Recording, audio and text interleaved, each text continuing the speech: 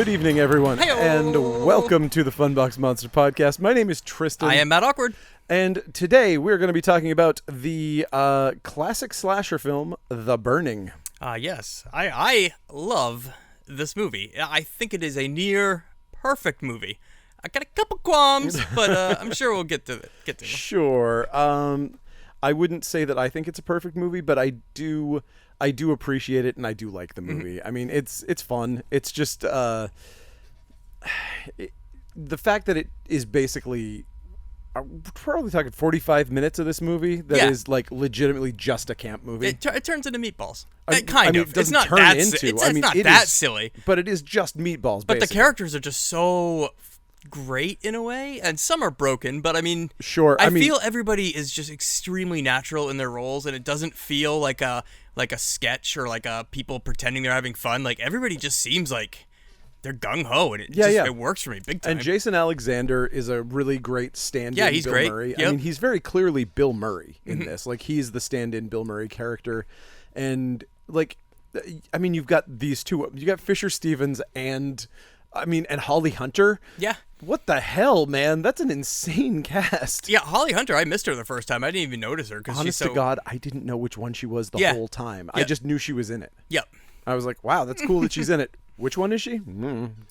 I guess I wouldn't really know Holly Hunter if she walked into a room either. Turns out I know her wouldn't. from A Life Less Ordinary. That movie's awesome. Not me. Turns out I wouldn't know Bruce Hornsby either because he came into the store today. Yep. He went into Michelle's store today too. So I wouldn't know Bruce Hornsby. Turns out. Where the So hell was Mr. Claypool yesterday? apparently not hanging out with Bruce Hornsby either. Weirdly. Yeah. Sorry about that. Anyway, okay, so let's talk about it. We start at Camp Blackfoot. We hear some kids whispering about how tonight is going to be the biggest prank that Camp Blackfoot has ever seen. And they're going to make this terrible Cropsey fellow scream. Yes, Cropsey, the horrible drunken caretaker. And this cracks me up too with these kids because this is another thing with this movie. I feel like it's very bizarre. Some of the kids seem way too old for this camp. Oh. And some of them seem damn spot on. And nothing illustrates it more than this beginning where there's like 3 dudes that look like they're in junior college and like 2 kids that look like they should actually be at summer camp all together hanging out. Well, I mean, okay, sure, there's that, but then think about there's like the scene with the girls. There's every girl that's in this, everyone in the girls' dorm, whatever, their cabin, they all look like they're in their 20s. Yeah. Except for one girl who looks like she's 12. Oh, are you talking about Tiger? Tiger's yes. awesome. I love Tiger. She's amazing, Yep. but I mean, she's like the one who actually looks like she should be the age. Yes. It's very similar And to the she's beginning. still too old to be there. Yeah. As it turns out, she's like 16. Yeah. And she's the closest to the age of anyone who would actually be at this summer camp. But such is the way of 80s movies, is going to be a bunch of old people playing teenagers. You should tilt your camera down just a little bit. Okay, fine, I will. Sorry, podcast listeners. We're doing camera looks better. things. Excellent. Anyway, you sure you don't want to see up my nose? No. Okay.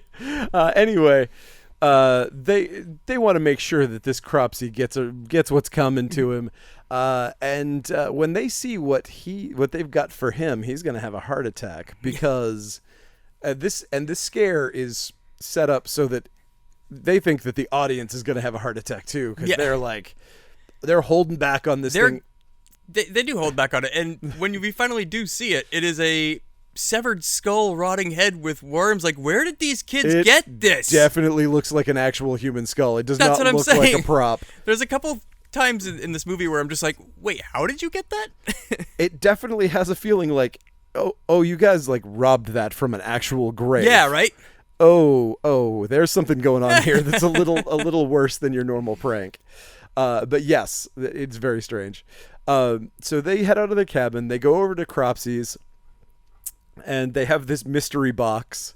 And because apparently 1980s audiences were much easier to scare, because this was supposed to freak out the audience as well when they saw that there was a skull with like birthday candles in it, which, it's a nice touch.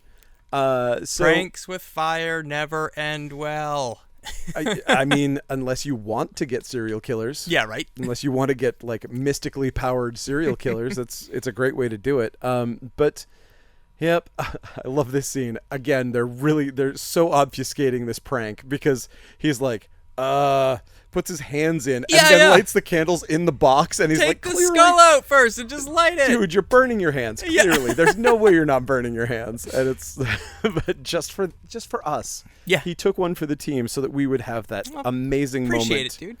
And so we do, and we get that big sting, and it scares the hell out of Cropsy. Yeah. Cropsy is terrified, and of course, being an alcoholic, his sheets are just covered in alcohol. He's poured turpentine and everything else all over himself. And he's made that classic mistake of just leaving a gas tank right next to his bed to trip over. Okay. Here's one thing. This is just Monday morning quarterbacking, and I don't hate to do it. I fucking love to do it.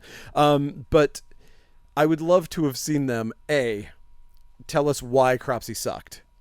Like we literally have. There's nothing. They just tell us. They say, yeah, we find out he's later bad. on. They find out later on when the campfire story. But like at the same time, like I don't think we really need that. We can assume that this guy's an asshole, and they're like, that's where we're gonna get him. Like that was enough for me. Sure.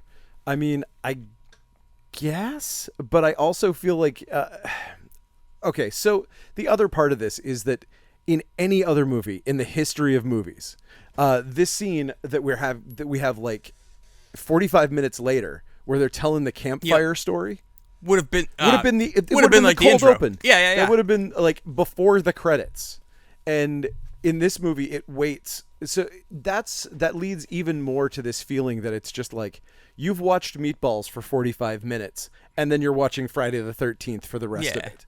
And there's something disjointed about it. I do like it. I do love the characters and the way that it goes, and I like the movie, but there's just something weird about the fact that they never even sprinkle in things that are like, I mean, we get Cropsy vision, but Cropsy vision isn't much. Well, that's just when he's all Bernie, and I actually like this monster vision because he's got skin folded over his eyes and stuff. Right. It actually kind of makes sense. But like, you know how in the end of this movie where it replays the kills, it just pew pew shows the kills. Yeah. They could have done this in the intro. When they're looking at him, it could have been like boom, showing like little flashes of Cropsy being a jerk. You know what I mean? Right. Spying on people, kicking kids, you know what I mean, doing that kind of shit to pepper in a little bit like why they're doing this. Yep, I agree. At the same time, I don't feel it totally needs it. Like, the intro works for me. Like, I just assume that this guy sucks. Like, you wouldn't do this to somebody that's cool, so I just assume this guy totally sucks. Fair enough. And I would have also liked to have had something where they were like, and he huffs gas. I heard that he huffs gas, and he's like addicted to huffing gas. Oh, that would totally answer the gas you're next to the. Why does he have a fucking gas can? Because he's a caretaker. I think he just sleeps in his caretaker shed. He just sleeps in the shed. Of course. That's all caretakers do. Of course. That is not insulting at all to anyone who is of the working class. That's not a statement that's going to put you up against the wall when the revolution comes. It's what I'm adding to IMDb trivia. Perfect. Yes, just some of that more of that coastal elite shit from Matt Awkward. So tired of it. Anyway, so they're like knocking on the window. They're rhythmically knocking, which I really liked. That gave me anxiety. I thought one of them was going to put their hands right through it. Agree. And when he wakes up, he flips over. Thing goes onto his blankets. His greasy. Maybe it's just human body grease he's basically made his bed into a human candle. Yes. It's just all of whatever comes off of a Cropsy has made it incredibly flammable. It's Cropsy juice is extremely flammable. I mean, with the amount we assume he drinks, sure. And so he just goes up like a ball of oily rags. And they're like, oh, fuck. Yeah. Can you imagine being in that situation? Oh, I feel so awful. Can I just say, I can't imagine it, but also I wouldn't be in that situation. Yeah. Because I wouldn't play a prank on someone involving fire. Yeah.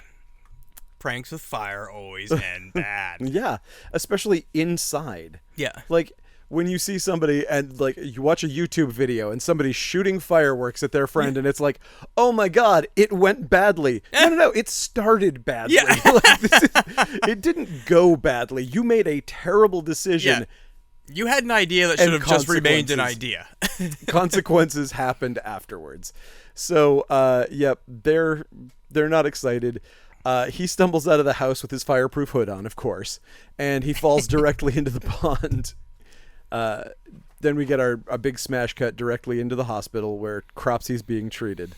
I find this a very weird decision that this movie made. I mean, it works, but at the same time, like, you know how most movies, like, if you just showed him fall into that lake on fire and then it goes to 5 years later, you'd assume that guy's your back to life killer. Yeah. But they spend a good little while here in New York with him at the hospital, with this thing with him going after a prostitute for some ass reason. Like, I agree that is very strange. And that is another part of that scene in this movie. I think it didn't exist before. I think that it was even more like the Meatballs hits straight all the into, time. And I think but probably they're just like, we need no, a little no. brutality, and we need people to know this is a horror movie. Exactly. We need something that happens. That skull with all the worms in it just wasn't enough. That is setting a man on fire just wasn't enough. No, but I mean, we needed to know that this is a slasher and that we have an antagonist who means business. Because otherwise, for all you know, he could just be peeping on them in the woods. Yep. And also, at this point, you're not 100. I mean, you're still fairly inundated with slashers at this point in history, but like, you're not at the point where being burned alive instantly makes you stronger than the average man. Yeah. In general, it makes you weaker than the average man and makes you in constant pain. That's another ridiculous fault of this movie that I'm willing to forgive. Because...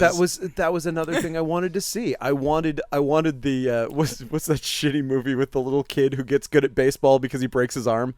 Oh fuck! I can't remember. There's some dumb movie, like some dumb Disney movie, where a kid breaks his arm and it makes the tendon heals really tight, so he throws the fastest fastball that there ever was, and he gets into the major league.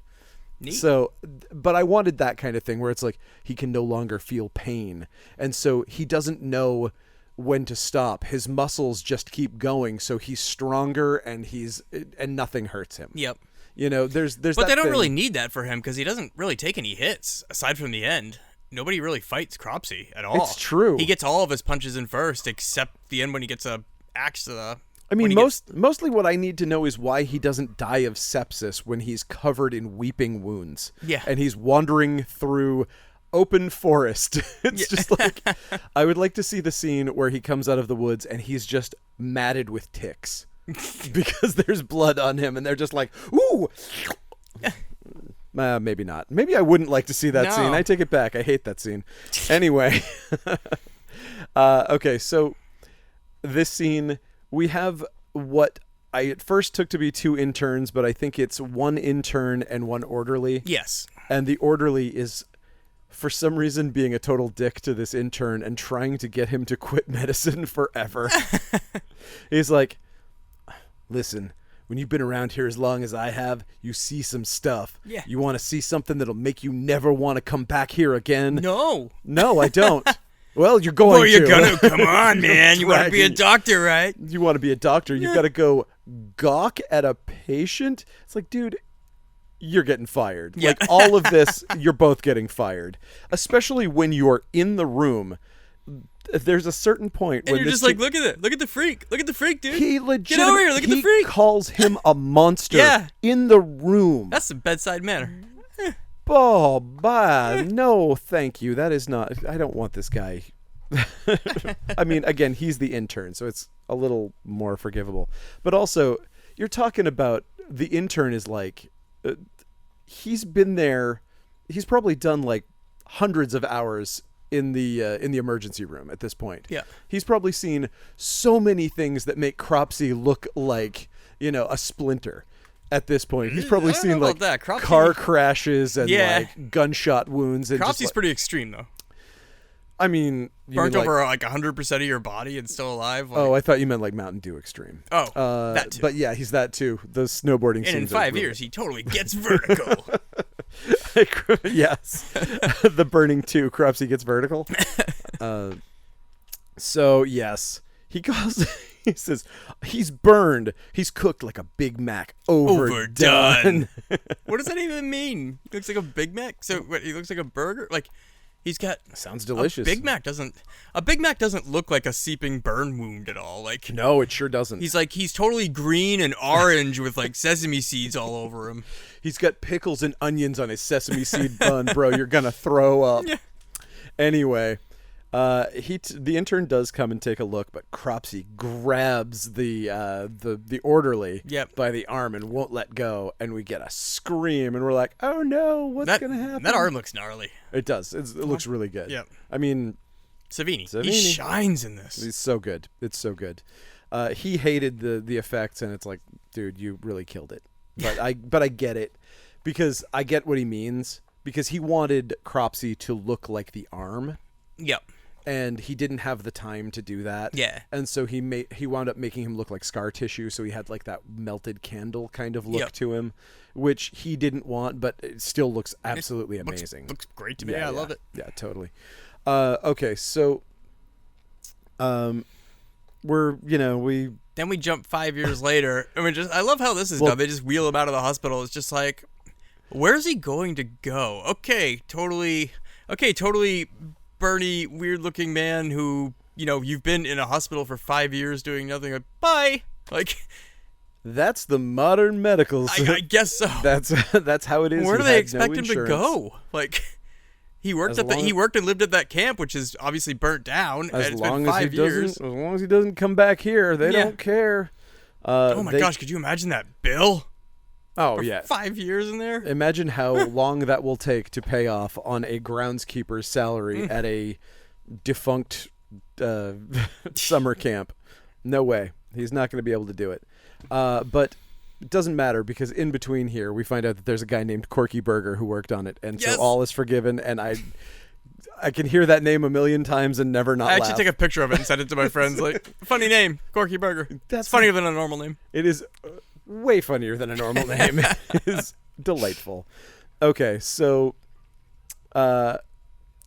also Rick Wakeman is doing the Hell yeah. soundtrack for this, which is Incredible. mind-blowing.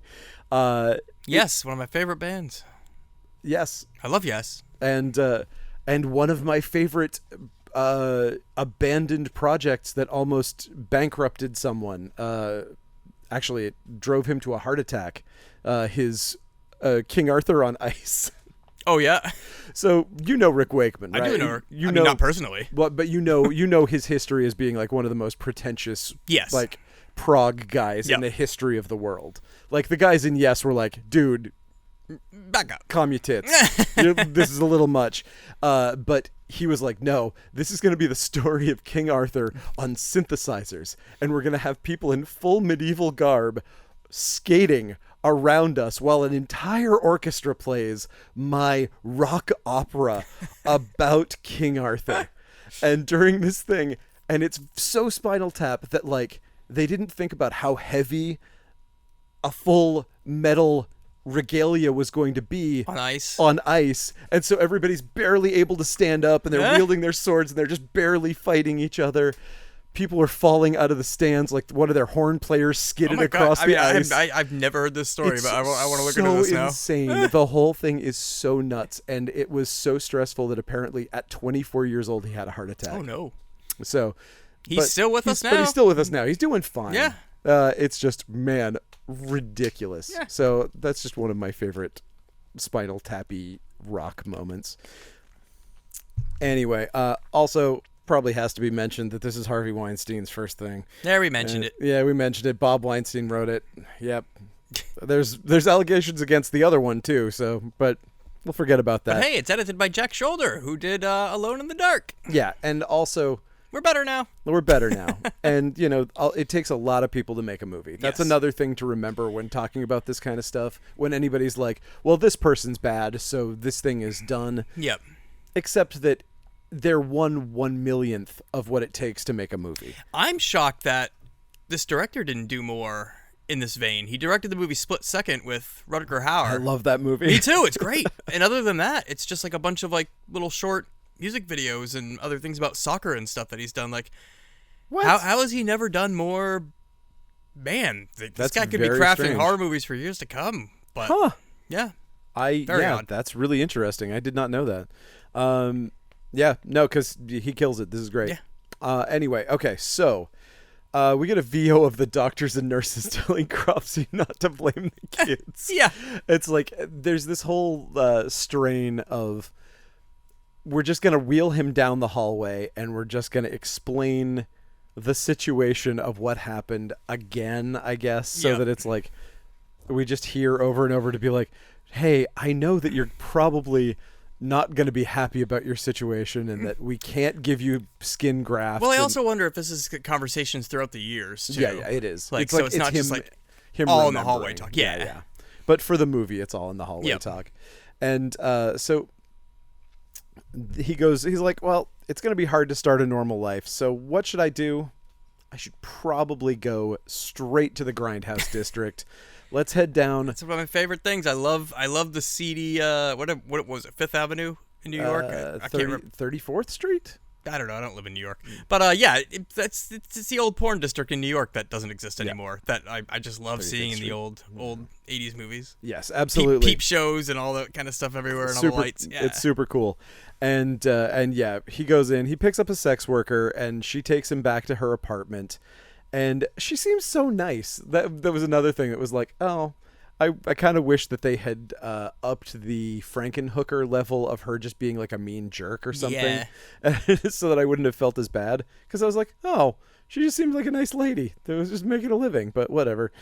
So she takes a look at Cropsy. And I mean, listen, she's a sex worker in New York City in the 80s, in like 1980. And she's like, I mean, she might have gone, Oh, come on. She's had some ugly clients, I bet. But like this is a whole nother level, man. He looks like a monster. But I mean, I don't want to insult burn victims, but I'm it's saying still like a burn. It's still just a burn on your body. I don't know that. it's pretty extreme, though. I mean, what they show later is an interesting version of being burned all over your body. But Yeah. the idea, like that, like you would look at somebody who has suffered this kind of trauma and just be like, Go away from me now. I didn't really buy it, but I mean, whatever, it's fine. Yeah. For the purposes of this movie, he's let's call him an actual monster. Yeah. When in reality, we're literally just talking about somebody who suffered burns. But I mean, they make him look almost like Toxic Avenger-ish. It's You know what I true. mean? If you It's saw true. that, you would be very startled. I guess. Yeah. And so he decides to murder her. And this was, I don't know why. I don't know why my brain went to this. I thought he was going to get a boner and start screaming because of the pain. But again, which I don't know. I think I was really. He's healed now. I think I was really thinking Toxic Avenger. Like, I think I was really going for like a basket case version of this. But yeah, there's a really great stabbing scene. That effect looks absolutely incredible. He stabs her with some scissors. He's like, "Hey, It's very giallo. yeah." Oh, This very whole much. open, yeah. Yeah, and he realizes here, he's like, scissors are a great weapon. What if they were bigger scissors? And he's gonna take that straight to the summer camp. So she's dead. But not the summer camp that he went to, but a completely different summer camp, and mostly on a island way away from the camp. Is that true? Oh, that is true. I guess so. It makes. There's a lot of things here that I forgive, but they don't make sense if you start breaking it down like this. Like, So here's the thing that shocked me about it. They had this set when they go to the mine shaft. Okay, at the end, they wind up in a mine shaft, which is insane. But they had this set that they could have just been like, this is the burned out remains of Cropsy's place. yeah. It looked like a I thought- house that had burned down. I thought they were gonna show, you know what I mean, when you find the killer's Sure. like bed on the floor and a gas tank there. Right. You know. Exactly, like Yeah. a burned gas tank and like all this other stuff. No. No, just his bedside gas tank. It's not burned. Oh. It's just the one he's currently using. Right, that's the one that he's using now. And also, I mean, I feel like we've all known a bunch of drunks in our life. Do you really feel like this guy was going to be like, what's the first thing I'm going to do when I get out? Murder a prostitute. No, it'd be go to a bar. I'm going to get drunk. Yeah. I'm going to get drunk. In a dark bar. Exactly. And instead, he does not. He's got straight edge. He's been listening to Minor Threat through this entire stay, and he's like, no way, man. He's actually carved little X's on his back of his hands. And so that's not his deal. So, all right, where are we at now? I'm going to flip my pages here. He kills a prostitute, and then we wake up at Camp Blackfoot. Yes. Yep, that's right. And we get a tiny bikini baseball game. Lots of bouncing boobs and barely covered breasts. Yes, I've zero complaints. Bouncing boobs and barely covered breasts. Anyway, so this was the kind of movie when I rented in high school that this would just be like I found paradise scene. It's pretty good. And it still is. Yeah, I mean it's pretty great. We get noted McDLT pitchman Jason Alexander doing some skeezy color commentary of this softball game, and his friend Eddie over there being even skeezier than he is. Yeah. So that's fun. That's another thing. All the boys in this are skeevy to a degree. Like there's not really. Jason Alexander is the only one who's not like an outright monster. Yeah. And he's basically just aiding and abetting monsters. Yeah, exactly. Like, he's like, nah, I'm not going to do anything terrible, but here's everything you need to do something terrible. So that's fun. But somebody hits a softball out into the woods, and Oh, it's my girl Tiger. She's got to go get it. I love Tiger and her goofy haircut. And we get Cropsy Vision for the first time. We get Cropsy Vision for the first time. So here's something like it just cracks me up here that Cropsy was out there waiting for Tiger. Like, what was his plan? Because like, was there's he just gonna, 40 people? There's out 40 there. people there. Are you just gonna kill this person right now and have the whole entire camp like looking for you right off the bat? Like, I can only imagine that was his plan. I mean, we know nothing about Cropsy. It's another part of this that kind of weirds me out, is just the fact that they didn't do anything to be like, you're right. Now that you mention it, this is why you hate him. This is the kind of person he is. Is he like a loose cannon? Is he a plotting killer? Do we know if he's like with Freddy Krueger? We know that he was this meticulous murderer who crafted his own weapon and did all of these things. And so you have kind of this picture of who he is in his life based on the type of serial killers that you know from the world. Yeah, and you now I'm agreeing with you. In the beginning, they could have had like a thing where they were like, when they were going to scare him, they could have mentioned like, I heard he kills kids. Like, that's a rumor. You know what I mean? Like, right. Oh yeah, explain where this went. You know what I mean? Like, if he had absolutely had a history where it was like there were disappeared missing kids, yeah, or he was a child molester and that was the thing, and they were like, we heard that this happened, blah blah blah blah blah, and they wanted to scare him or whatever. Yeah. All of that stuff would jive to be like, okay, we hate this guy out of the gate. Yep. But I mean, we're just assuming that we hate this guy. I mean, we know that we hate the fact that he's murdering people with no cause whatsoever. We're not fans of that. I mean, I think the podcast just in general can go on record as saying we don't like people murdering other people without cause. No. They have to have just cause. Yes. Okay, absolutely. Good. All right. So we see his soon to be famous weapon, the hedge trimmers. Yep. And just as his shadow falls over his intended victim, she finds the softball, goes back to the game. Oh, she's saved. And the next day, all the girls are eating dinner together and goofing around. And Michelle, who seems to be the head counselor or something, I guess. There appears to only be two counselors, and they're a couple. There's two counselors and the head of the camp. You see, and that's like the entire staff. It seemed like there were all counselors and no kids. Oh yeah, I mean, if you want to go by age, a counselor camp. It felt like everyone who was at that table was a counselor, and that there were supposed to be kids somewhere else, but we just never saw the kids. Mm-hmm. But like these are, but we totally do clearly see the kids in the mess hall when we get the wide shot. I mean, the camp is filled with little kids too. Yeah, they mentioned that like the older campers are going to the island, the younger kids are staying here. Exactly. So I feel like that kind of jives because they do that. There's like a lot of these camps have that kind of like the older kids can be like half-time counselors and they pay half rate and whatever.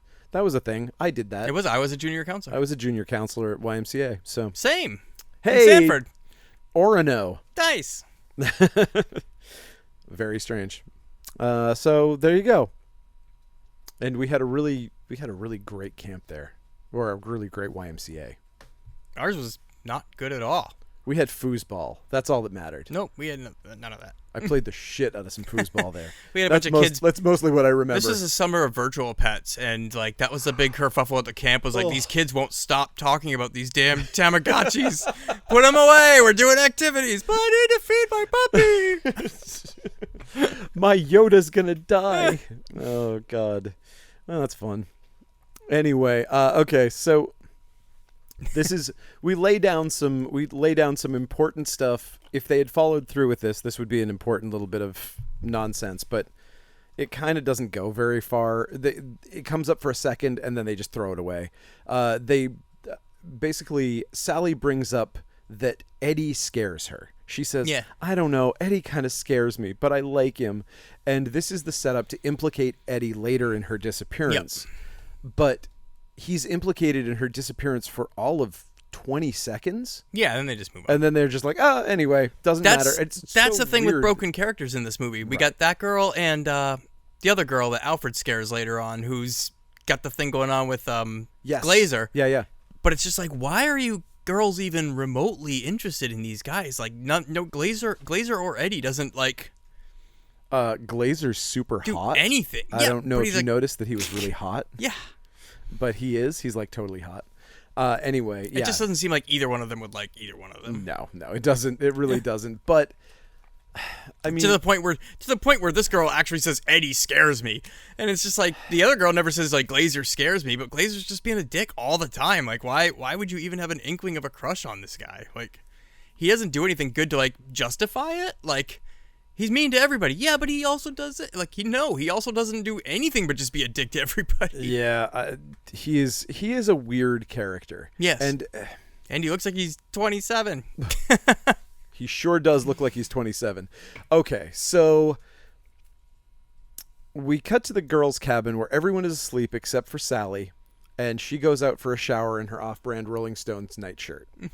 So we have a lot of time spent in this shower. This is a very strangely shot shower scene. Like, it's very conservative. It starts out and it's just like we're watching her wash her hair and we're at a very tight angle, like intentionally, like we're looking for a PG here. Let's make sure that this is shot for a PG. And then the movie's just like, and it's like, just and kidding. The movie's just boobs. like, yeah, we're just fucking with you. Here's some boobs. Boobs. But it's, I guess I get it because, I mean, I don't know if you want to show everything at once. Well, also you don't know if later you want to try to crop something if you want to cut some scenes and have it get a different rating. Oh, yep. If they're going to mess with you, if you need to pull some stuff, maybe it's nice to have backup. Yep. That makes sense to me, I guess. But so she's showering for a while and then she screams and Sally says, Alfred, he looked at me in the shower and wouldn't leave. That's the creepy part of that. He wouldn't leave. Like, and wouldn't leave. And I'm mad about this because Alfred gets busted here and they're just like, explain yourself, but he never explains why he wanted to scare her. Like, it just seems so unwarranted. Like, I hate to say it, this does kind of make me mad. I mean, aside from the fact that if he got busted like this, obviously he should have been kicked out. Yeah. Like that, especially with her, if she had been like, also, it's okay. Also, this is 1981. Right. And in the 80s, spying on girls in showers was just acceptable. In movies, at least. Yeah. But I mean, it's still like, you're doing wrong, but it's not like it would be today where it's like, holy shit, you're charged with a crime now. Yeah. Like, movies back then were just like, oh, this is kids funny. do that. Right, exactly. So I just don't understand why Alfred didn't say, like, I wanted to see the girl naked. But what the hell is I wanted to scare her? Like, he's not wearing a mask. He's not doing anything like booga booga booga. Like, it just doesn't make any sense that he's even doing it with that, unless he was just trying to see her naked and he was trying to cover his steps. But I just wish he explained why he was doing it. It does. So Alfred is a character that feels like he's set up to be a red herring character, so that we're supposed to feel like it's like a 2 steps removed kind of setup for a red herring where you're like, oh, they want us to think that it's Cropsy killing people, but it's actually, but the twist is going to be that it's Alfred. Well, I was going to say, there's no red herring when we already know the killer is Cropsy. We've Right, already watched Cropsy kill. Exactly, but that's the thing, is that now he's being set up as this weirdo when these things are happening, and it's almost as though we're going to get some sort of like one of those late 70s kind of movies where... Or it's like, Alfred was Cropsy's son. I was going to say that Cropsy is the father of one of the campers and knows that this kid is doing something and just wants to protect them, and like, you know, one of those kind of things. Oh, okay. Like that would be Same thing, that would yeah. be your dumb 70s movie. Yep. But I don't know. It just feels like it muddies the water for no reason. Like, I don't feel like there's any payoff to him being so weird and having no motivation Yep. to his actions. I wish there was some payoff to why he was behaving so strangely, or even to why they had him watching her in the shower. Yeah. Like, why would you intentionally make him unlikable when he's our final boy in this thing? Which is also very unique that we have a final boy. Yeah. Like, we don't only have a final girl, we have a final boy, and he's unlikable. Like, you're supposed to like the final girl too. You know what I mean? Like, exactly. You're supposed to be pulling for the final Yeah. girl. But for this final boy, you're like, oh, he's a piece of shit. I really kind of don't care if he dies. I mean, that's a little harsh. In movie logic, I don't care if he dies. A guy who looked at somebody in the shower, I don't think should be put to death. I think maybe that's a little harsh. But again, bold statements, I know. But yeah, it's just strange. It's Yep. strange characterization. So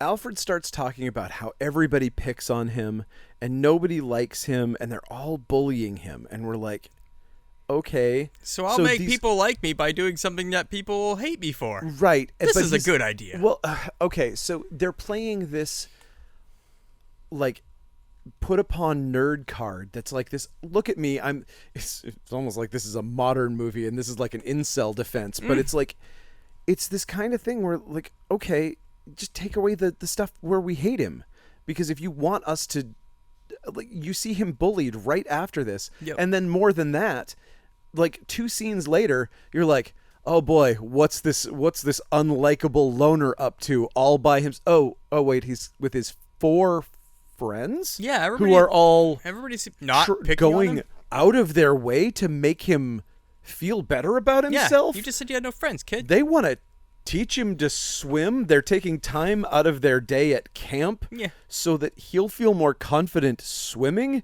Boy, what a shitty life, dude. You have more friends than I do. I don't know what the fuck you're talking about, man. So, yeah, I don't know what his deal is. Okay. But this is where we get generic 70s bully Glazer showing up. Yep. And Todd, the head counselor, grabs hold of Glazer and's like, hey, quit picking on the pervert. And he's like, hey, he did some bad stuff. And it's like, yeah, but for some reason I'm defending him. Which is funny. It's like, look, you little 27-year-old, I'm going to send you back home if you don't shape up here. What am I gonna do? All I've got is my auto body shop and my wife and kids. I don't know what I'd do with my life if I wasn't at camp. But I'm again, never not going to go to camp. here's what I thought. I was thinking that, like, it was going to be revealed because Todd is constantly defending Alfred. Mm-hmm. I thought that it was going to turn out that both Todd and Alfred were the 2 of the kids in the pranks. Again, because you can't tell how old anybody is. Yeah. It's like, is Alfred 30? I don't know. Maybe he's 15. Maybe he's 10. Maybe he's 45. I really couldn't tell. I mean, that's the 80s for you. Yep. Lots of real bad skin conditions going on from like too much sun. So you don't know. But yeah. So okay, this is the scene where all of the friends that Alfred claims not to have are trying to teach him to swim. And then Glazer comes by and he's like, hey, Oh, fucking Glazer. see if you can swim now, dick. And it's like, he can't swim, he's going to drown. Cool. Babe, you better go save him. Oh. It's like, okay. And they do. And Glazer swims out to the the floaty dock with Yes. all the pretty girls. And then a floating trash bag comes up and eats his face, and he dies.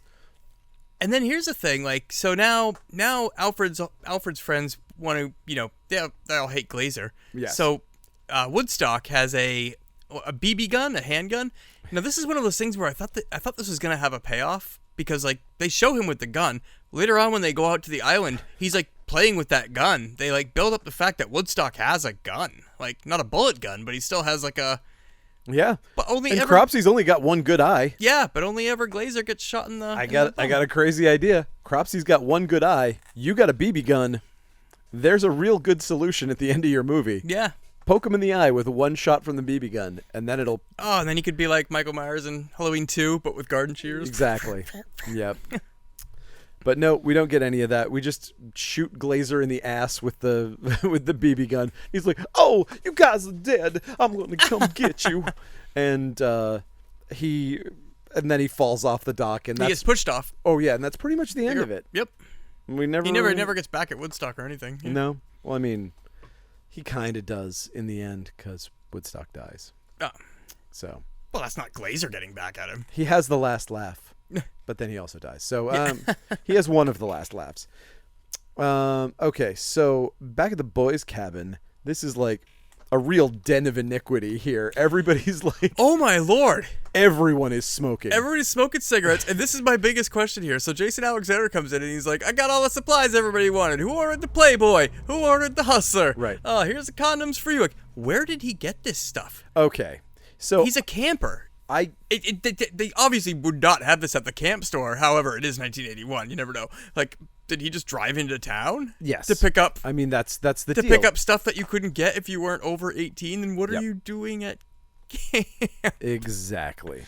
Therein lies the question. But I mean, that's his character. His character is essentially the older camper who can get away with buying all this stuff at some convenience store. He has a car. He goes out like, I mean, that's all I can imagine. It's so dumb, but I love it. Sure. I love that he's a smut dealer. That he's just Yeah. like that. Like, yeah. I mean, Who ordered the bag of grass? of course somebody's gonna pay like $20 for a hustler at a summer camp. Yeah, makes perfect sense. Okay, so I just paid $20 for that damn Hustler just to take a picture of it with Motel Hell. oh, and now you've got two things because there's a Playboy and a hustler in this one. Oh my lord! I didn't even think of that. I'm slipping in my old age. Boy, what's happened I to gotta you? rewind and see if I Yep. can catch the covers. Uh-oh. So, also, I thought I was going to be able to find a behind the scenes here because Glazer looks like he has the flu in this scene. He is like covered in sweat and just looks pasty as No, all I didn't even hell. notice. Yeah, and he's just He like looks terrible. playing with that dart, stabbing his stabbing arm. himself with it. But yeah, he definitely looks like he had dysentery or something. But That's camp life. that's camp life for you. Alfred sees a spooky face in the window, and then everybody makes fun of him because Todd walks in, and everybody assumes he just saw Todd, and it was Todd's spooky face. But it wasn't Todd's spooky face. It was Cropsy. It was Cropsy. So, boys are late for dinner, and they all come in at once, and it's all rambunctious fun. But Woodstock's forgotten his vitamin E. I hate this. This makes no sense. No, it makes sense for him to forget something for dinner and go back to the cabin, but like of all the things you could come up with, Vitamin he E. forgot his vitamin E. Guys, you can take the vitamin E an hour I later. mean, you just go back and take the vitamin E when you get back to the cabin. You don't need to go back for that. Yeah. No. I don't know what else he would go back for, but like there's got to be something better than vitamin E. There does have to be something better than vitamin E. They hadn't invented many medicines in 1980, so there wasn't much that they could come up with. There was like penicillin and vitamin E. I think that was it. Those were the two Those are the things. two. Aspirin was like 3 years off, and then ibuprofen was like in the mid 90s. That was way out. That was way in the future. Yeah. So yeah, that was their only choice was vitamin E. Okay. Fisher Stevens is being watched by Cropsy Vision as he retrieves his vitamin E from his footlocker, which he absolutely couldn't have taken later. He rifles through the footlocker for fucking ever. It's like, dude, there's no way that this would take you that long to Yep. find. You know where your E is. Yeah. We hear some floorboards creaking.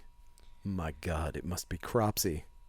And It's Todd. And I did like how the scene looked, though. The it looked- looming slow motion shadow. absolutely Like, it's beautiful. creepy. It doesn't make Absolutely any beautiful. sense because, No. like, he was looking for Woodstock, so why wouldn't Todd just open the door and be like, Woodstock, you in here? Yeah. No, I'm just going to walk very slowly and not say anything in the complete dark towards you. I mean, I like it, and that's listen. There's a lot you can pull a lot of that apart, but you do also in the '80s making a camp movie. The Yeah. whole point is just to make scenes, Yeah. and people didn't care too much about putting them together, and I think that's fine Yep. to a certain extent. And I like a silly scare like that. Yeah. So yeah, totally forgive it. Oh, it works for me. Yeah. Yep. Okay. So, this movie continues to be indistinguishable from Meatballs. Yeah, it and forgets it's a horror movie for a little bit. they have some delightful canoeing antics set to banjo music. Yeah. Well, this is where they're going to the island. Yes. And this scene cracks me up because it's a great scene. I think it's another scene like the baseball scene. It doesn't look fake at all. You know when you see movies and it's like the kids are like, yeah, we're partying because we're kids, and it looks just it's stupid. Like this looks like they're genuinely out there having fun This and splashing actually- each other, and it looks legit. But at the end, let's think about this. They're all not wearing life jackets. For one, Yep. 80s. You know what I mean? Like 80s. everybody Oh, go absolutely. out, kids, Yeah, in the yeah. middle of the lake, no life jackets. Yeah. One of the canoes sinks. Yep. They sink a canoe, and the people are just like, "Oh, we sunk." They're just like, "Wop wop," but it's like you're in the middle of a lake with no life jacket, dude, and you're not even caring about sinking one of the camp's canoes. Like It blows my and mind. the end cap of the scene is just very strange. And the thing about this that's even better is like, speaking of probably the fact that dude had dysentery, like this is before sewage treatment. Like 1980, you're probably talking about raw sewage being pumped into a lot of those lakes. Yeah. So, eesh, I don't know, man. No thanks. No thanks to this camp experience for me. That's a no for me. You dog. don't go poop water swim? No, thank you. I mean, I know I did. Yeah. I live was to born tell in about it. 1974, so I know that I did. And I have lived to tell the tale, so there you go. But I also have had many terrible, terrible illnesses through my life. So there you go. Okay. Night falls. And this is the scene that in any other camp movie would have been the opening stinger. Yeah. But we get the story of the killer with spooky nonsense. Wasn't it legit the open to Friday the 13th? Yeah. 2 or 3? Yeah. Yeah. And 100 other things, and the Yeah. fog, and like Yeah. you name it. Campfire still. Yeah. But yeah, he tells the story that okay, here's the other thing. Knowing what we know at the end of this movie, think of how tasteless this is. This is a person that he burned alive. Oh wow. I didn't He's like, I did not think of that. I'm going to make this like crazy spooky story about this guy I murdered. about this guy that I destroyed his life as a child. It Or, was a I mean, great prank. It was and also, I heard that the guy that set him on fire was super cool. His ding dong was like this long, and also, He went on to be like the coolest counselor at Camp Blackfoot. I mean, another camp that wasn't this camp, but yeah. So But I also have a huge ding dong. yeah, exactly, perfect. And so, perfect. They. I love how he's telling this story, and everyone's acting creeped out. Cut to Alfred, and he's like, Yeah. I like this story about the murder. And it's like, dude, why are you so weird? What is Yeah. it with you? And they'll never answer why he's so weird. And it just never pays off. But he's just so into it. And then Rick Wakeman ends the scene with music that makes it sound like you just won a boss battle in a Japanese RPG. Oh my god. I love Wakeman, but that's exactly what it sounds like. And it does not fit. Yep. The kingdom is saved. Yes, we've got Cropsy's dead. Yep. It's outtakes from his King Arthur suite. I mean, it probably is. So now Eddie, the dangerous weirdo that Karen is scared of, is out on a skinny dipping date with Karen. Or Sally, whichever. I can't remember what her name is. It's Carrot. Right. So, who cares? It doesn't fucking matter. They're all They're gonna going to die change. anyway. Yeah, they're all gonna die, so it doesn't matter. But she agrees to go out here, and then he's like, "I'm going skinny dipping. It doesn't matter. I'm fucking cool." And she's like, "Oh, I don't want to do that." And he's like, "Whoa, come on, just do it anyway." And she's like, "Okay, okay." And so she does. She gets completely naked, Yep. like. She didn't even like With him watching her undress, and then it's just like, why do you want to kiss me so much? You promised that you wouldn't make this co-ed naked swim thing that we're doing together on a date sexual. Yep. I mean, listen, consent is incredibly important, but also looking out for psychos is important Yes. too. Look out for this psycho. And don't do this just in the future. But yeah, she's surprised when he turns out to be a turd. Yep. Even though he has done everything in his turdy. power Yeah. to show that he is a turd. She says, "Hey, where are you getting the idea that I'm into you?" Yeah. As I'm hugging you naked in the As water. I'm hugging you naked in the water. Now you're like making it sexual? Fuck that. And then he punches the water because we want to make sure that we know he's A, is dangerous, and B, is a total asshole. Oh, he's a dick. He's the worst. So she leaves, but guess what? Someone has taken her clothes. Dun dun dun dun dun dun dun. I feel bad for her in this scene. This sucks. Yeah, same. Yeah. This movie is definitely one of those movies that makes you feel bad for the victims. And it's one of those scenes where it's like, look, hot naked chick, but you're gonna feel really bad for her.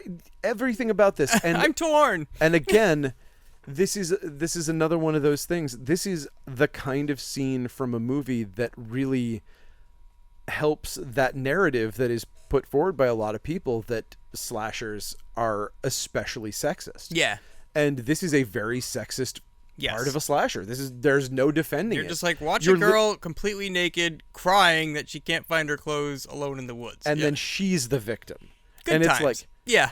why don't you kill the person that we hate? Yep. You have set up a person that sucks, and the audience is going, boy, I'd love to see Eddie get a pair of scissors through the fucking head. Yeah. And instead it's like, oh, innocent girl who trusted the wrong person. Yep. Oh, cool. Because you could have played this scene like that too. You could have had what's his nuts Cropsy pop out of the water, take Eddie out in the background while she's getting dressed. You know what I mean? Like, or he has scattered her clothes through the bushes, and so she's running after her clothes, so she goes way off in the distance. Yeah. So and then you're like, oh, he's setting her up for death, and then he pops up behind Eddie and fucking scissors his head off. perfect. You know, and I did mean that sexually. Literally scissors his head off. Crotch in the face. Anyway. Dang, Crops, you cray. Cropsy. Cray, Cropsy. Cropsy's Crazy. a pervo. Anyway, okay, so we get lots of good synth music through that at least, so that's fun. It was a good thing that she was wearing a white shirt when she got killed too, because it was really cinematic. I was surprised that we didn't see her underwear. They went out of their way to show that she had white underwear, like hanging on something. And I was like expecting to see the blood drip down her shirt and down her underwear, and I was like, oh, weird. Okay. I guess maybe the blood didn't go off as well as they had hoped. Okay, so next morning, campers find Eddie sleeping by the water and kick him to awakeness. Yep. Which is fair. That's how you should wake Eddie up every day. Eddie should always be woken up by That kicking. is how they wake him up every day. That's why he's so mean. Oh, That's why he's so ornery. Oh, so really Eddie's the victim in all. He would make you believe that. He would definitely want you to think that. And so they're like, hey, we're pretty sure you murdered Karen because we can't find her. And that's kind of the did you murder Karen? They give it. They're like, she's missing. Yeah. What did you do, Eddie? Yep. And it's like, the subtext of that is what? What did you do? there is a missing woman that you were out with. What did you do? That's terrifying. That Yeah. they're just like, these people are like, oh, you killed again, haven't you? Yeah. Wah, wah. I knew we shouldn't have trusted you No, with another woman. No, we just got in a fight. Oh, okay. Okay. Let's go. Listen, you got to trust me. We just got into a fight, and maybe I came on a little strong, and then she left. Honest to God, honest Injun, I swear. And they all they go from totally assuming this guy's a killer to be like, oh, okay. to assuming he murdered her. I mean, Oh, well, he said he didn't, so I mean, good point. He come did, help us build this raft. I love that. So, yeah, the raft. Good I can't Lord. wait for this. Good Lord. Okay. Love it and hate it. Yes. So the they get together for a meeting. Everyone who's out at Devil's Island or whatever. Well, they find out that the girl says the canoes are gone. Yeah. Yes. So now they're trapped on an island with no way to get back, and so And you hear what is code for counselors panicking, which is in the background. They say, "Hey, let's all go look for the canoes. It'll be fun." Yeah. And they say, "It'll be fun," like 4 times, which is great coding for, oh, fuck. Yeah. Oh, we are so screwed. And then the counselors proceed to just chill on a rock and talk and not help anybody. That made me so mad. Right? I was like, how dare you? You'll send everyone else out to do stuff, and you're just like, wow, this sure They is a sent predicament. all those kids away on a janky raft with no life jackets. These are the worst counselors ever. I mean, I would have looked for where the railroad tracks were, for where they got those railroad ties that they made the thing. Wouldn't you think one counselor would go on the raft with them, like one adult Exactly. to manage, like to Blew look my over them? mind. Yeah. But it didn't work to have one of them killed at this point, so they couldn't do that. So, let's see. Oh yeah, so now they build this raft, which is insane. How long do you think this would have taken? A very long time. They whip it up in like 10 minutes. Again, they're very lucky because they found planks of wood that were clearly milled nearby. How long do you think it would take to string up just one of those oars that they built with all the little small Amazing. But how long do you think it would take to walk to the train tracks or to the road where they obviously have to be? Because those are, like, there were nails in those pieces of wood. Like, you're literally talking about building materials. Yeah. There's clearly civilization somewhere, Yep. but maybe they don't know where they are. So let's give them that. Okay. And now we get Glazer and Sally making out, but she doesn't want to go all the way just yet. Alfred But in watches. 2 minutes she'll be like, okay. Well, exactly. We just need to move over here. Yeah. But don't worry, Alfred is watching, not creepily this time. I mean, it is creepy. We find out that what he's doing is creepy, but he's watching. The acting of how he's watching them feels like he's doing something different than peeping. You know what I mean? Yeah. And again, I don't know why they chose to have him do this in a way that it looks like he's trying to protect her, like he's worried about something, like he knows something is going on, and there's just something about the read on his character and the way that he's watching them that you're not like, oh, it's a pervert watching 2 people make out. Yep. You're like, does he know something about what's going on and he's trying to look out for somebody? And then none of it pays off. It's just, I guess he's just acting weird Yeah. for the situation. He's good at it.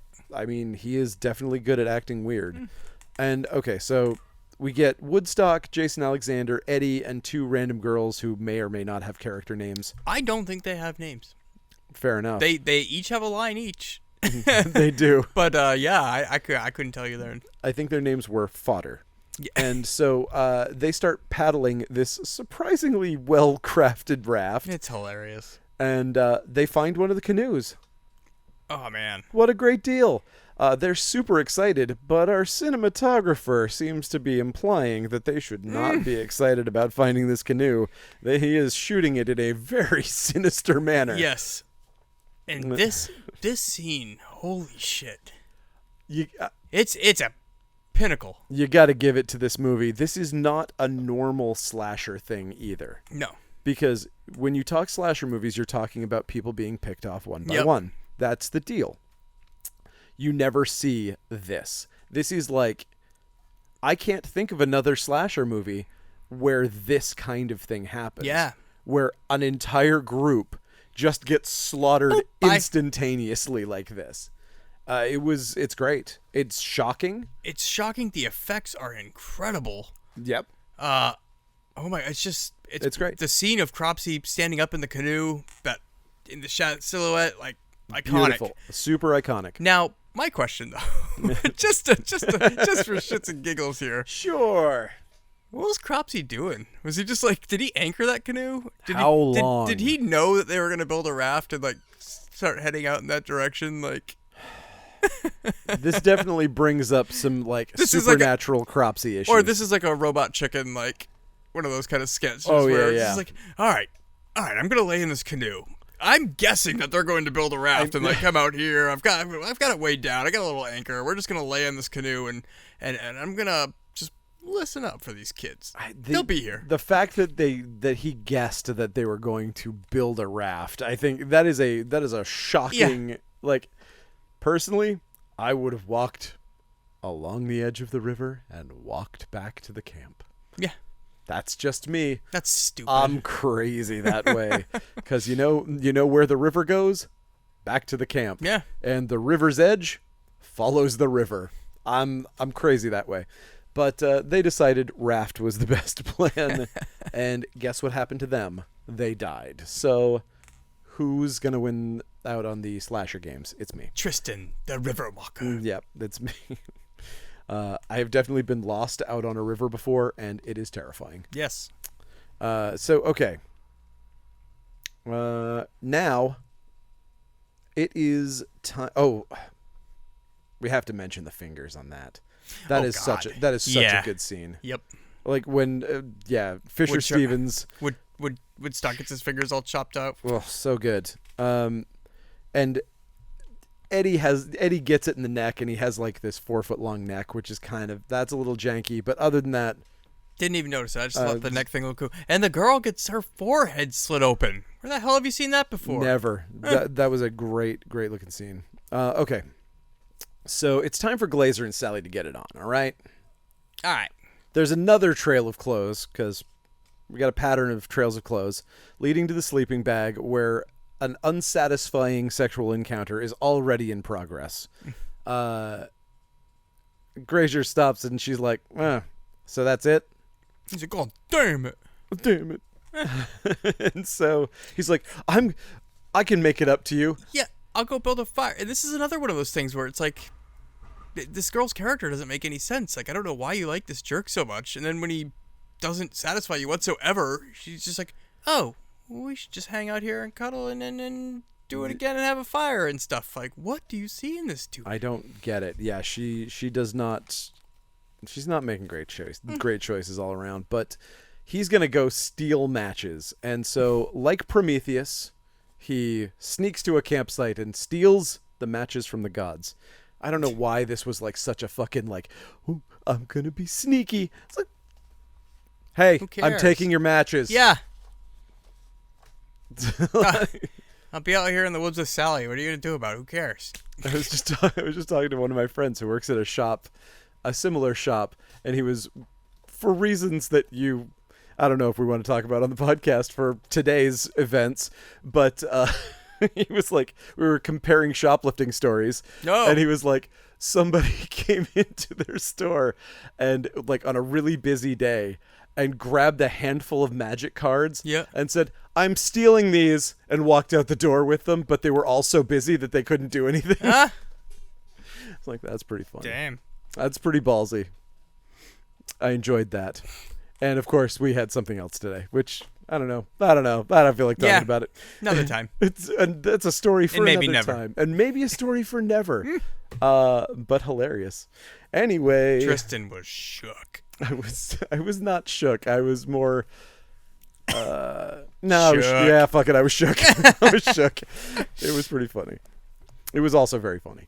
Anyway, okay, so She just sits there being skinny as Cropsy sneaks up behind her, and he stabs her. She gets stabulated. Grazer shows up at the campsite, and he's like, "Hey, I brought you matches. It's gonna be great." And then Alfred watches in horror as Cropsy stabs Grazer and lifts this 220-pound dude off the ground and impales him on a tree. Yes. This is the crop. This is a Cropsy strength that doesn't make any sense in this. He was burned though, so he got super strength. Oh, is that how that works? Oh yeah. It was. You've been just lying in a hospital bed for 5 years. That and you're makes gonna him do super this? strong. Okay, it's hospital food. Could be. I mean, it's like in reality, if you're bitten by a radioactive spider, you actually get radiation poisoning. Yeah. So maybe it's Marvel Comics rules. Maybe the fire made him extra fire strong. Who knows? I don't know. But And he's like, flame on. yes, Flew away. exactly. If only. That would have been. If this movie had ended that way, it would have been everyone's favorite movie. Everyone's. But yeah, I love how Alfred follows Grazer back. Glazer? Whatever. Grazer, whatever his name is, follows him back to his little camp, and he's like 5 feet behind him. Yeah. It's so weird. He's so close. Like, I don't know how he wouldn't hear him walking behind him and just be like, dude, what are you doing? Yeah. But doesn't notice. He's a dummy. He's a dummy. That makes him... And he's completely distracted by just getting back to the babe. That's fair. I can see He's that. He's got to do a make good. Yeah, that's fair. Okay, so let's see. Oh, that's right. Because Alfred runs back after all of this, seeing all that. To tell tell Todd that Glazer's dead, yes. Yes, and he's like, and I saw the guy, and he had a burned face. Yeah. And Todd's like, okay. He's like, okay, cool. I mean, I know a guy with a burned face. That's probably not. It's probably not him. That's preposterous. I don't know why he would be here. I mean, nobody here has anything to do with him being burned or anything. But yes, so he won't believe it, but he does follow him back to the scene of the murder, and Todd gets slashed across the face by Cropsy. This is kind of weird, I thought. Just like, oh, I got cut on the head. I'm going to go to sleep now. Okay. You know what I'll say about this? Here's what it is. Alfred is such an appealing victim. Like, Cropsy wants to kill him so bad. You look at Alfred and you're just like, I gotta kill this guy. I want to kill this kid. Oh my god, I want want to kill this kid so hard. Oh my god. And so he didn't see him until after he hits Todd, and he's like, oh my god, look at listen, I got a burger over here, but come on, there's a steak over here, and it is beautiful. I'm sorry, burger. I gotta go over here. After the steak. I'm going after the steak. And so he does. Alfred leads him on a merry chase for the rest of the movie. Oh, for real? So that's the entire remainder of the movie is just him chasing Alfred through the woods. So Our strange final boy. Yeah. And so I love this I love this place they go to too. This the set, or not the set design, but I just mean the location of it. Yeah. This like old cement bunker Amazing. that they're all walking through, and it is a legitimate mine. Yeah. And they actually have like mine cars. And then there. they also show when Alfred's against the cliffside, though, not the cliff, but the high embankment. Yeah. You see that shot of Cropsy up there, and you see the garden shears plop down. Like, Yeah. I still thought he was just gonna like drop those, bing, Oh zoom, my right into Alfred's head. God. That would be such a Tom Savini too. Yeah. To just have the closed shears Yep. go through his head and down through his. Yes. Oh my God. That's what I thought was gonna happen. That would have been the most Tom Savini kill ever too. Yep. Oh, that's a damn shame. Yeah. We really didn't need Alfred to make We it. did not need Alfred at all in the end. That could have still happened. And then Todd could have faced his... I mean, Alfred, I guess, saved Todd at the end, but, like, I could have did something different. And then Todd could have faced off against his, horrible man that he killed by himself. Yes. It made Yeah. no sense anyway in the end either when he keeps Alfred alive. He's killing everybody left and right, but he's like, I'm going to put a gag in your mouth and just, like, make you stuck here for a little bit. Well, I mean, his time in the woods has taught him hunting. He's gone through a whole Green Arrow thing. Maybe that's what's going on here. This is like several years later, and this island is like really. He's like, I got sick of killing everybody so fast. I just had to like take my time and savor this one a little bit because he's a steak. He's the steak. Oh, he absolutely. I gotta slow cook this steak. He is the steak of you victims. don't slow cook a steak. What am I talking about? But he knows that he needs to stake out somebody in order to draw Todd to him. Oh, so okay. he's doing the hunter trick. He has become this skilled hunter, and so he's staking this guy out to be like, all right, I know from your past of trying to murder me for nothing that you're a heroic character. Yeah. But it works. And so, okay. Let's see. The rest of the crew who's left on the island, we've gone ahead of ourselves here because we see this scene where Jason Alexander watches all of the people coming back and he's like, oh, it's a gag. Come on. Don't you know a gag when you see one? Everybody makes a goof when they go run somewhere to try to get help. Yes. Like, these guys. When your lives are in danger. Starving and stranded. You chuckleheads. This is going to be some real funny stuff. And, it's interesting. But we cut back to Todd right after that, who just gets conscious again, and we get this ticking clock where we assume that Michelle is about to be murdered by Cropsy, because we see Cropsy vision and we see Michelle, and like it looks like he's trying to save Michelle from Cropsy in the way that they're shooting it. Mm-hmm. And so as far as these quick edits are telling us. And so she gets out, she swims out to the raft and discovers the corpses. Yep. And she's not pleased because an arm falls on her. She doesn't like this at all. She's not into this one little bit. You see, the average person would discover a raft full of corpses of her friends. This is a special summer treat. But she's on the other hand, yes. And so... a severed arm falls on her, and then the body of Woodstock pops out of the water. And the rest of the campers also freak out, and they're all like, "We're all gonna die!" And they literally say, "We're all gonna die." So what do they do here? The next thing we see is them on the raft. They're all going back now. Like, did they just kick all the bodies off? Are they sitting on top of them? That is the scene that this needed. Yeah. The missing scene from this would have been, and that's such a much later thing, like that we would have seen this if Eli Roth had directed this movie. You know what I mean?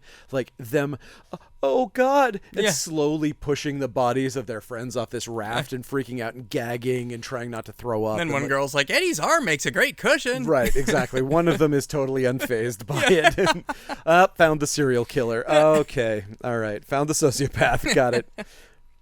But, okay, so Todd sends Michelle and the rest of the campers out on the raft to head back to the camp. And he's like, I'm going to go alone to look for Alfred. And so all this time, Cropsy's following after Alfred, but we don't really have anything invested in Alfred. So it's not giving us the same. If it was, I don't know why it wasn't Michelle. Here's the thing. I understand that in 2023, it is a sexist trope to have her as a damsel in distress character and to essentially, hold her as the reason for the motivation of our hero, and that wouldn't fly now. It's 1980. Why isn't Michelle the one that he captured and held there? Yep. And that would be an impetus for Todd to say... like, that would be a reason for him to do that. It's his girlfriend, yeah. And if he was chasing her through the woods, we'd be invested because we like her. Yeah, she's cool. She's not a person that we have already been set up to think is a turd. Yep. Like, I don't... And then you could have Alfred's redemption here. Swap places with him. Alfred could be the ones like, okay, guys, we got to clear these bodies. Let's take this raft. Let's move back to camp. Like, yeah, maybe the fact that he's clearly a sociopath is going to... Yeah. is going to come in handy here. Okay. He's like, they're dead already. Pop, pop, pop, pop. And he's just like kicking up all the body parts. He's throwing arms over his shoulders. Oh, look, some fingers. Whip, I'll save this for later. You sent me these Woodstock. Perfect. Okay. So they actually make it back to camp, which is totally shocking. Yeah. And also Todd grabs an axe when he goes out. Yep. So that's also fairly important. And they get back, and Michelle is like, she gets to one of the other head counselors, and she's like, I need the outboard motor. Where's the outboard motor? I need it now. And he's like, what do you need it for? Hey, it's something groovy. Where's my canoes? Hey, what's going on? There's a murderer out there. Whatever. And she's like, she does the rational thing here. I wanted so much for her to punch him in the face. Yeah. That was the move that I was like, I don't know why I was expecting it, but like, if you want someone to take you seriously in a situation when you're like, there's a murderer, like, if I told you there was a murderer and you were going, whatever, and then I punched you square in the face, you'd go, oh, ouch! You'd go, oh shit. You wouldn't do this in First normal. First I'd say ouch. Right. But you would know that something has broken in the social contract. Yep. And that we're in a different situation. And I've never seen someone do that as like the way that they convince somebody that something's real. And she's just like, there's a killer. And he's like, oh, Todd put you up to that. And then she's like, look at those kids. Look And at it's the like, kids. everybody's frazzled on this makeshift shit. Like, how are you not reading this from the get-go? Yeah. No, if you see kids on a makeshift raft, like all looking like they just came out of war. Exactly. Looking like they survived a war, and they're just like, their heads are down and they can't make eye contact with anyone. And it's just like, yeah, you should probably know that something's going on, dude. Yep. But not him. So we go back with Alfred and all this, and Alfred is more sweat stained than man at this point, and he makes it to this burned out bunker that should have been Cropsy's house, but whatever, it's fine. Michelle and the other counselor are in the motorboat. They're headed back to get Todd. Yep. But they also say that they've called the police, and there's a helicopter coming. Yeah. Which, as it turns out, doesn't. I mean, it makes does you show up. It makes you, the audience, thankful that they said it, because the whole time you're going to be like, why didn't they call the cops? Why didn't they call the cops? And they did. It's just that they're not going to arrive in time, and there's no way that they would. Yeah, they're on an island. Yeah. So, Cropsy finally gets Alfred. He grabs him by the neck and with his Argento gloves, and he drags him into the shed, and he puts his hands over his mouth, binds him with a cord, and then stabs his shears into the wall. Oh, open, holding his arm. I love it. It's great. But I don't get why he's keeping him alive, but I don't get why he's keeping him alive, and I don't get why only at the end does Alfred try to pull the shears out. It's literally only time, dude. Only when the plot calls for it does he. Oh shit! I gotta go save somebody. Oh, here's a deadly weapon right at my side. Interesting. I wonder if I could do anything with that. I would have liked to have just seen him futzing with it the whole time. And being unable to move it because he's such a weenie. That's fine. So Todd finds the building and hears a noise that leads him into the creepy shed where Alfred is being held and not killed for reasons. Todd sneaks around in a Naked Gun, pregnant water buffalo way. He trips over literally everything that you could trip over in this entire place. Todd's entire trajectory has been coolest guy in the room this whole movie. For every single scene, you think that he's the most capable person. He comes up against Cropsy, and the second he shows up in this room, he falls 3 separate times. He trips over something and falls on his ass. I've been in plenty of dark fucking rooms and never fallen on my ass like that. That's crazy. But he does. And so we see that it's a mine shaft, and Cropsy drops a mine car down the tracks. I love that. And of course, Todd, being the genius that he is, you know how tracks work. They go this way, they go one way. Mm-hmm. So which way would you go? Would you follow the tracks, or would you go to the side? Follow the tracks. Follow the tracks. Todd straight up follows the tracks for like at least 3 steps and then is like, Oh, wait a minute. Crap. Oh, wait. No, but no, it's not even like he makes the decision because he falls again. He trips, and that's what saves his life. Yep. He would have been crushed, but his clumsiness saves him. So I guess maybe that's just them setting him up. So we're like, oh yeah, look at that. Clearly he's clumsy, and that's why he's alive. Now, Cropsy's got a blowtorch. Where'd he get that? I don't know. He bought it. Who knows? With Cropsy cash. I mean, he just walked in and said, "Give me that," and they went, "Okay." Okay. Because he's scary looking. And so he's trying to, he knows, again, I don't know how he knows where Todd was, how he found Todd, how he looked him up and knew that he was going to be working at this camp. Oh, yeah. All of this, like his ability. I thought you meant found Todd. I was like, you can find him when he trips over everything in the room. I mean, I know how you could find him in a Yeah. room. You'll hear him like knocking this whole everything thing over. just doesn't make any sense why Cropsy's even Right. doing of course. any of this, but let alone able to find not only the camp, but go along on the special trip that they were doing as well. Yeah. I mean, at least his motivation does make sense. At least Yeah. you're like, okay, he's so angry that he's killing off all these counselors around Yep. him and then going to kill him last. That makes sense. I get that. But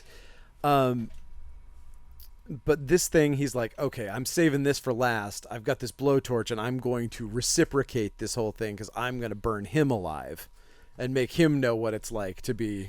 Oh shit! Wouldn't it Cropsified. have made more sense instead of that prostitute in the beginning if he killed one of the other kids that were in on the prank Absolutely. instead of we her that had literally, nothing to do with anything? if we literally found out that he had been offing, that he had That he killed offed all the other 5 kids. every Yes. other kid. Yeah, Damn movie. would have made a lot more sense. And you could even play it that he's killing people. We don't know who they are. Yep. That it's just like some people have died. Sure. Yep. Then you'd figure that out. You know, and even if you're like, oh, we've got to get some sort of like sexual lasciviousness at the beginning of this, it could have been a female counselor was in on the gag. Yep. Who cares? Like, if that was the whole purpose of having a woman in that scene, do that. Then it would at least make sense and jive with the rest of this. Damn it. Yeah, you're right. Huh. Oh well. Anyway, okay, so we flash back to the beginning, to the prank, and now we've filled in an extra scene where Todd is there, dun dun dun, as if we hadn't figured that out yet. But now, Is it a different actor playing him, or is it him? oh, it is a different actor. But Okay. they just say Todd. Yeah. Okay. They're like, it's like, is everybody ready? Yeah. How about you, Todd? Yeah. It's like, I'm why- young Todd from 5 years ago that was completely different from old Todd of now. Yes. I wish that's what he had said. As young Todd, the person who's later going to be a counselor at Camp Blackfoot down Yeah. the road, I'm okay with this. Anyway, but yes, he gets his blowtorch out. He's gonna burn him alive, and it doesn't work. So, oh my God, I just lost my place. Where is this? Oh, he's about to kill Oh yeah, What's yeah. his nuts Todd when What's his nuts Alfred finally frees himself. Well, also his blowtorch goes out, Yeah. which was really stupid. Like, I don't know what that was about. He's like, I need to go get more of my bedside gas. Yes. And so, yeah, this is so weird because Cropsy's got this blowtorch, and it's one of those weird little ones that has, I don't know, maybe at best 1.5 foot range. Yeah. Todd's got a 3-foot long axe, and Todd can't make contact with him somehow because of this little blowtorch. It's hard. They did the best they could, and they actually did a very good job of shooting it so that you didn't notice that was a weird thing. Yeah. But it's pretty clearly a weird thing. So we finally see his actual face. Yeah. Like, he's revealed, and he has that crazy... It's super cool. I love it. It's very... there's actually a Cenobite that looks fairly similar Yeah, to him. sure. It's got that, like, Yeah. twisted face that looks like saltwater taffy in a taffy pull. Cool. And he falls again. Of course, Todd falls for maybe the fourth time here, and I lost count at this point. And luckily, he has the creepy peeper to save the day. Right here, Alfred's like, "Oh yeah, I should pull these shears out of the wall." Pulls them out of the wall, stabs Alfred Cropsey. steps up big time. Big time, He and just jumps up, stabs him in the back, no hesitation. He's just like, "Bup." Well, I mean, he hesitated with pulling the damn shears out of his yeah, arm forever. he but waited till the last once he moment got for him, he that. was like, "Okay, in for the kill."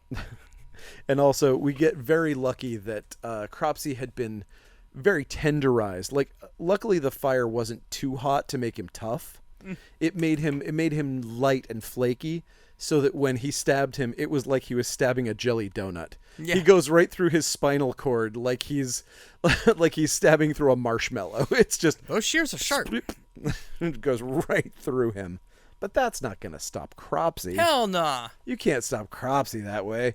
So we've turned around, and oh no, we get one last jump scare, but Todd's ready, and he buries an axe in his head. And Dude, that axe in the face looks great. so good, so And good. all blood just pours down. Beautiful. And then in the moment of ultimate irony, Yeah. I don't think this is actually irony. He sets fire to him. It's kind of weird. Like I kind of feel like I was like, yeah. he should have set the fire to him first. So then you would have been like, "Oh crap, not again!" Then he gets the axe in the face instead of just like. Yeah, I agree. And that would have been great too if Cropsey did say that. That was the only words I ever spoke the whole movie. Ah, not again! Damn it! Yes, but now Cropsey's on fire, and yeah, Oh, you're kidding me. he goes. He gets set on fire. I was like, "You're kidding me!" You've got to be kidding me. Yeah, he goes up like a bundle of dry sticks, and then we cut to yet another campfire. And someone's telling the story of Cropsey yet again. The end. The end. But what was there was a good end tag. I really liked it. Oh, it's that part of the story. Like, don't move here. Don't move, he'll Yes. see you. Don't breathe, he'll hear you. Don't. You're dead. You're dead. Yeah. And he just screams, "You're dead!" And it cuts. That's such a great way to end that. Yeah, it's a great movie. It is a great movie. Really is. I love it. Yeah, it's wonderful. Again, It's stupid when you break it down, but I mean, I'm Sure. sure you can say that with nearly any that's slasher movie. almost anything is Yeah. stupid when you break it down to its basic pieces. You can make anything sound stupid, but that's not our point here. Is to make No. things sound stupid. We're just trying to point some stuff out. Yeah. And I feel like this movie doesn't really get the love that it deserves, honestly. I'm surprised that this movie isn't held in higher regard. It definitely has a big cult following. But again, it's like a cult following. I Yeah, feel like it- there's a ton of movies that are seen over this. Like, yeah, everybody knows Friday the 13th. Well, sure. But There's your Friday the 13th. Only your horror nerds are going to know The Burning. It's But not even like in the- Maniac, I feel like Maniac is a better known movie than this, and this feels like it's more deserving of a Yeah. cult following than that. That just happens to movies sometimes. I guess it does. I mean, I guess Maniac is well known because it's one of those like toolbox murders, kind of like Grosso, Yeah. like extra sleazy New York style. Like this is the most gritty, raw kind of horror movie, and some people love that stuff. So I don't. I guess I see that. I like this kind of nonsense. Yes, me too. So yeah, fun stuff. Love it.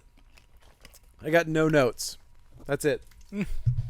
Other than all those notes. But now I have no notes. I've thrown them away. Cool. Yeah.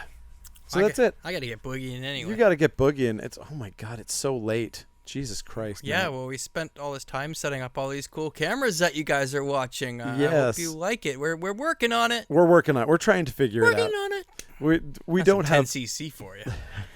we've definitely noticed that we don't have enough wire.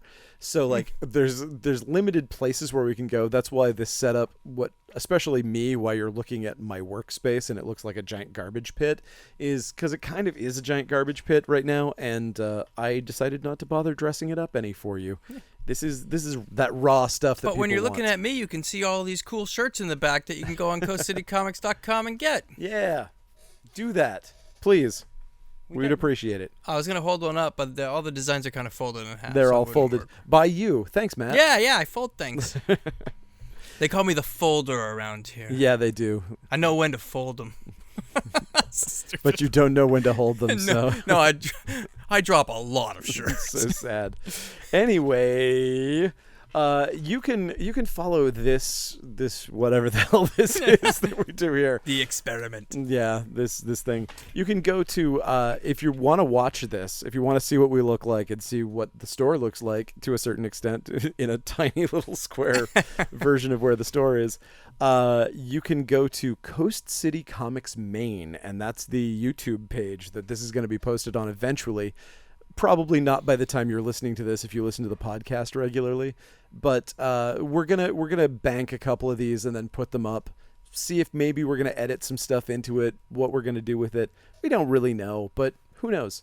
But you can also follow us at coastcitycomics.com. It is a fun experiment. Yeah, it's a fun experiment. I'm switching cameras, and if any camera lingers along a little too long on one of us, is because I forgot to switch it. Yes, I was doing switching for the comics podcast, and 10 minutes go by. Oh crap! Oh right, yeah, but we'll figure it out eventually.